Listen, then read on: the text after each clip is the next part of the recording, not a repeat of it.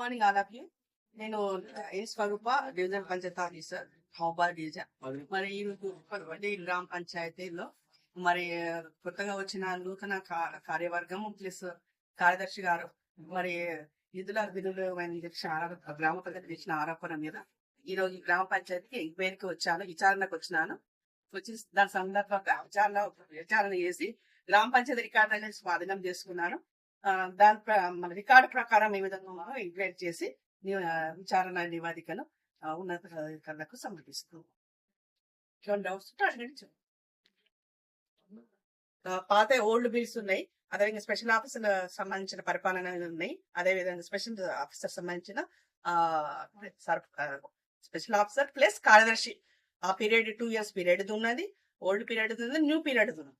అవి ఏ విధంగా ఉన్నాయి, వాళ్ళ తీర్మానాలు ఉన్నాయా లేదా, అవి మనకు పనులు అయినాయా, సంబంధించిన రికార్డ్ అయిందా, ఎంబీ రికార్డ్ అయిందా, డిఈ చెక్ మెజర్మెంట్ అయిందా, స్టాక్ రిజిస్టర్ లో మరి స్టాక్ ఎంట్రీ అయిందా, ఇవన్నీ కూడా చెక్ చేసి ఫర్దర్ రిపోర్ట్ నేను ఉన్నతాధికారులకు ఇస్తాను. డ్రా చేసిన దాదాపు 8 లక్షల వరకు డ్రా చేశారు.